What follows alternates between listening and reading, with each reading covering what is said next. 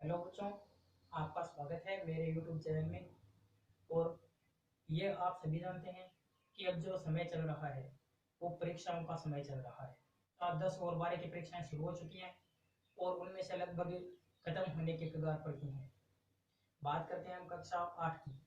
कक्षा 8 की बोर्ड परीक्षा, जो कि पूर्णता परीक्षा होगी, प्रारंभिक शिक्षा पूर्णता परीक्षा होगी, वो परीक्षा अभी शुरू होने वाली है।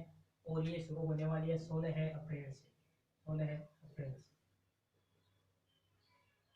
बच्चों, 16 अप्रैल को जो परीक्षा होने वाली है, उस परीक्षा को, जो आपको पेपर मिलेगा उस परीक्षा का, उसमें आप देखेंगे कि 8वीं कक्षा का बोर्ड पेपर 80 नंबर का आएगा। और कितने नंबर का आएगा बच्चों? 80 नंबर का। इन 80 नंबर में से जो इंटेलिजेंट बच्चे हैं वो 80 में से 80 पूरे के पूरे ला सकते हैं, उनको तो कोई दिक्कत नहीं है। लेकिन आज मैं जो बात कर रहा हूँ वो बात कर रहा हूँ उन बच्चों की जो बहुत ही कमजोर हैं और जिन्हें सिर्फ पास मार्क्स चाहिए। क्या चाहिए बच्चों? Pass marks. इन पास मार्क्स को प्राप्त करने के लिए उनके पास बहुत ही एक सीधा सा उपाय है।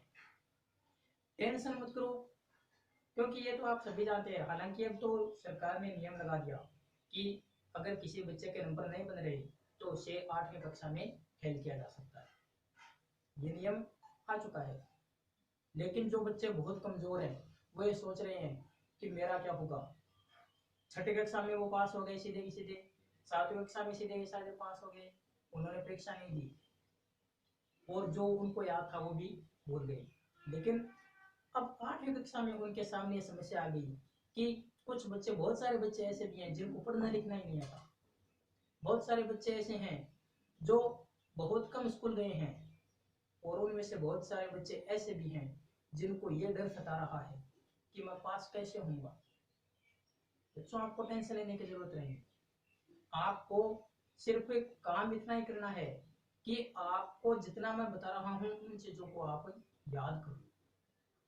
उनमें से देखिए, आपके पेपर में सबसे पहले ऑब्जेक्टिव आएंगे। ऑब्जेक्टिव का मतलब होता है ए बी सी वाले, यानी जिन्हें आप सामान्य भाषा में एबेसडा वाले कहते हैं। ठीक है? तो ये एबेसडा वाले जो क्वेश्चन है वो क्वेश्चन आपके पास लगभग 10 से 15 नंबर के क्वेश्चन मिल जाएंगे। कितने मिल जाएंगे? 10 से 15 क्वेश्चन आपको मिल जाएंगे। फिर हम बात कर लेते हैं रिक्त स्थान वालों की। रिक्त स्थान बच्चों, जो रिक्त स्थान के प्रश्न है ये भी कम से कम आपको 10 से 12 प्रश्न मिल जाएंगे। उस पेपर में 10 से 12 प्रश्न रिक्त स्थान वाले मिल जाएंगे। अब आप सीधे की सीधे बात जोड़िए कि अगर हम इन 10 को लेके चले और इन भी 10 को ही लेके चले तो 10 और 10 कितने हो जाते हैं आपके पास? 10 और 10 आपके पास 20 हो जाते हैं। कितने हो जाते हैं बच्चों? 20 नंबर हो जाते हैं। इतना ही नहीं, अब ये 20 तो आपको मिल गए, ये 20 नंबर आप कहां से प्राप्त करेंगे? ये 20 नंबर आप या तो अगर पासबुक में से पढ़ रहे हैं तो पासबुक में जितने भी आपको एबेसडा वाले क्वेश्चन दिखाई दें, जितने भी एबेसडा वाले क्वेश्चन दिखाई दें उन सभी को याद कर लो आप, चाहे वो अन्य महत्वपूर्ण प्रश्न में ही क्यों ना हो। कौन से अन्य महत्वपूर्ण? उन्हीं में से क्यों न हो, आप याद कर लो। और यकीन मानिए, जो आप मॉडल पेपर लेके आ रहे हैं, जितने भी आपके मॉडल पेपर हैं वो सारे के सारे आपको अगर स्कूल में या फिर कहीं से भी नोट्स उपलब्ध हैं तो नोट्स में से आपको वो मिलेंगे या फिर मिलेंगे। जहां तक आप बात करते हैं तो मैं 80% की मैं ये गारंटी लेता हूँ कि अन्य महत्वपूर्ण प्रश्न में से ये आपके एबेसड है। इनके साथ आप एक छोटी सी चीज और जोड़ लीजिए कि पाठ के अंत में जो आते हैं आपने सीखा, आपने सीखा, और पासबुक में आता है यह पाठ सार, उसमें से ही ये एबेसड और रिक्त स्थान बनते हैं। तो आपको टेंशन लेने की जरूरत नहीं है। आप अन्य महत्वपूर्ण प्रश्न के एबेसड या आपके नोट, आपकी जो बुक है उसमें अभ्यास प्रश्नों में जो एबेसड रिक्त स्थान है उनको याद कर लीजिए। और इसके साथ आपको जोर किस चीज पर देना है, सिर्फ अपनी शिक्षा पर जोर देना है, जो कि आपके पाठ के अंत में आपको मिल जाएंगे पाठ्य पुस्तक में। आप बच्चों 20 नंबर इन चीजों को, सिर्फ इन चीजों को जो निबंधात्मक प्रश्न हैं, उन प्रश्नों को अगर आप याद भी नहीं भी कर सकते, उनको रट भी नहीं सकते, आपको याद भी नहीं रहते, तो कोई दिक्कत नहीं है। जो बच्चा अपने आप को कमजोर समझ रहा है, जो ये समझ रहा है कि मेरे तो नंबर ही नहीं आएंगे, मैं तो फेल हो जाऊंगा, उनके लिए सिर्फ यही काम है कि आपके पास जितना भी टाइम है, आपके पास जितना भी टाइम है, आप उस टाइम में ये चीजें याद कर लो। कोई कुछ नहीं बिगाड़ सकेगा आपका। आप 9वीं कक्षा में एकदम साफ सुथरे जाओगे, कोई दिक्कत नहीं होगा, कहीं पर भी ग्रेस का दाग नहीं लगेगा। फिर बात कर लेते हैं 20 नंबर तो आपको मिल गए। अब आप सभी जानते हैं कि बोर्ड परीक्षाओं में जो भी आपकी शिक्षण संस्थान है, चाहे वो प्राइवेट स्कूल हो चाहे सरकारी स्कूल, अपने स्कूल में आपको 20 नंबर, ये स्कूल के अंडर में होते हैं कि 20 नंबर आपको दे सकते हैं। उन 20 में से अगर वो आपको 18 भी देते हैं, आपको 18 भी देते हैं बच्चों, तो आपके पास नंबर कितने होते हैं, आपके पास नंबर 38 हो जाते हैं। कितने नंबर हो जाते हैं आपके पास, 38 नंबर। यानी कि आप देखिए कि पास तो आप इन 38 नंबर में हो गए, आप पास तो इन 38 नंबर में हो गए हो। ठीक है, पास होने के लिए आपको चाहिए 33%, 33% चाहिए, यानी कि 80 ये था, और 20 जो आपके स्कूल वाले भेज रहे हैं, ये कुल मिलाकर कितना हो गया था, 100। तो 100 का 33%, यानी कि आपको कितने चाहिए, 33 नंबर चाहिए। कितना चाहिए, 33 नंबर चाहिए। तो ये 33 नंबर आपको प्राप्त करने के आप क्या करेंगे, ये 33 नंबर आप प्राप्त करने के लिए क्या करेंगे, जो 18 नंबर है वो तो स्कूल वाले आपको दे रहे हैं, और बाकी जो नंबर है वो आप अवैतनिक स्थान और आपने शिक्षा में याद कर सकते हैं। अब देखिए, अब बात आती है एक शब्द वाले की या फिर एक लाइन वाले प्रश्नों की। यहां तक बच्चों आपके 38 नंबर हो चुके हैं, याद रखना। अब बात करते हैं हमें जो छोटे प्रश्न हैं, छोटे उत्तर वाले, जिन्हें आप कहते हैं अति लघुत्तरात्मक, अति लघुत्तरात्मक। कम से कम 10% आपको अति लघुत्तरात्मक प्रश्न लेंगे, कम से कम 10%। ये अति लघुत्तरात्मक कहाँ से आएंगे, ये आपको टेंशन लेने की जरूरत नहीं है, क्योंकि ये अति लघुत्तरात्मक भी इन्हीं में से बनेंगे जो आपको मैंने अभी बताए हैं, और कहीं से अति लघुत्तरात्मक नहीं आने वाले। अगली बात करते हैं हम लघुत्तरात्मक प्रश्नों की। लघुत्तरात्मक, तो बच्चों लघुत्तरात्मक प्रश्न जो है, इनमें कम से कम भी आपको 3 से 4 लाइन तो कम से कम लिखनी पड़ेगी। यानी कि अगर आपको 3 नंबर लेने हैं या फिर 4 नंबर लेने हैं, तो आपको 3 से 4 लाइनें तो लिखनी पड़ेगी। इन 3 से 4 लाइनों को लिखने के लिए आपको अगर याद होता है तो आप याद करो। और अगर आपको ये 10 नंबर ये रिक्त स्थान वाले हो गए। अब हम बात कर रहे थे अति लघुत्तरात्मक की, तो अति लघुत्तरात्मक में जो 10 प्रश्न है, 10 नंबर के हैं, वो 10 नंबर के प्रश्न आप इन्हीं में से फिर से भी निकाल सकते हो। यानी कि इनमें से 10 भी नहीं माने, और हम मान लें कि आपके पास 5% इनमें से सही हो गए, 5% इनमें से सही हो जाते हैं, तो आप कितने कर सकते हैं, इनमें 5 जोड़ दो तो आपके पास नंबर हो जाते हैं।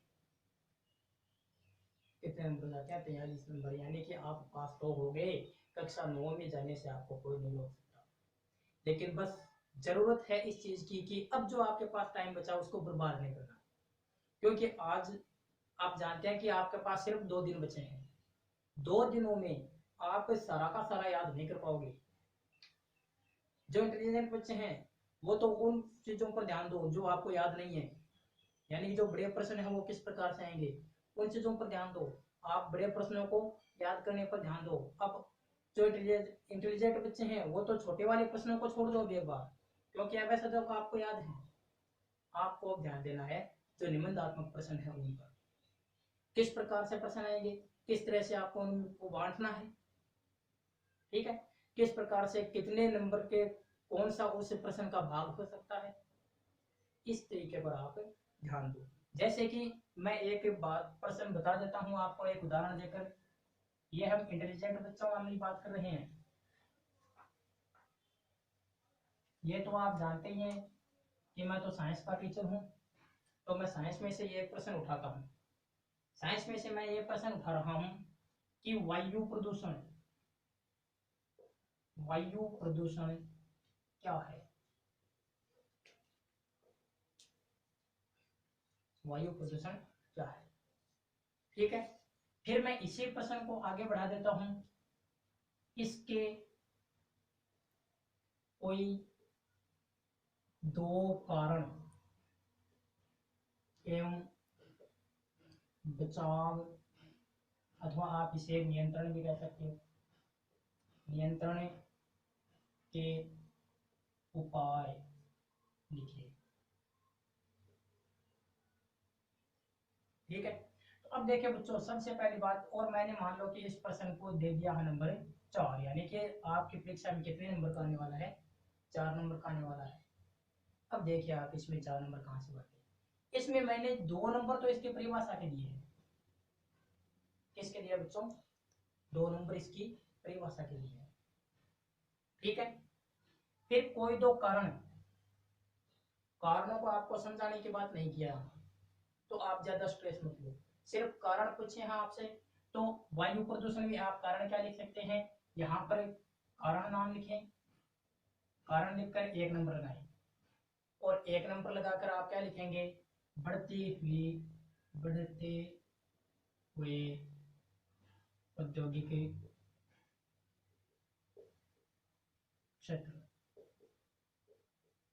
यानी अब आपको इसमें ज्यादा समझाने की जरूरत नहीं है कि कैसे बढ़ते हुए औद्योगिक क्षेत्र इसके लिए जिम्मेदार हैं, क्यों हैं, क्योंकि आप समझाइए, ये आपको टेंशन लेने की जरूरत नहीं है, ठीक है। बढ़ ये हो गया। दूसरा हम करते हैं घटते हुए वन क्षेत्र।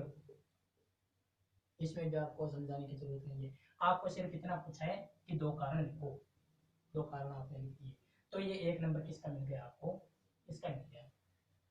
अब यहाँ पर कारण 2 लिखे हैं, और यहाँ पर आपको बचाव पूछा है, तो बच्चों 2 नंबर तो इसके मारते हैं, 1 नंबर इसका हो गया, 3 नंबर का प्रश्न मैंने कर दिया। अब बचाव है, तो बचाव में भी आपको क्या लिखना है, सिर्फ 2 ही इसके आंसर लिखने हैं। तो क्या लिख देंगे आप, बचाव नाम लिखेंगे, और जो भी आप इसके बचाव जानते हैं उनको इसी प्रकार से 1 और 2 नंबर लगाकर इसको आप लिख दीजिए, आपको पूरे 4 नंबर मिल जाएंगे। लेकिन बच्चों लिखने के लिए आपको थोड़ा अपना दिमाग भी लगाना पड़ेगा। ऐसा नहीं कि आपको उस पासबुक में मिल गया है, फिर उस गाइड में मिल गया है, फिर नोटबुक में ऐसा लिखवाया है, या फिर मेरे टीचर ने ऐसा लिखवाया है, नहीं। आपको तो सिर्फ यही देखना है कि हाँ, ये उपाय वायु प्रदूषण को नियंत्रित कर सकता है। जरूरी नहीं कि आपके टीचर ने आपको जो 4 पॉइंट लिखाए हैं उन्हीं में से लिखो, आप अलग से भी लिख सकते हो।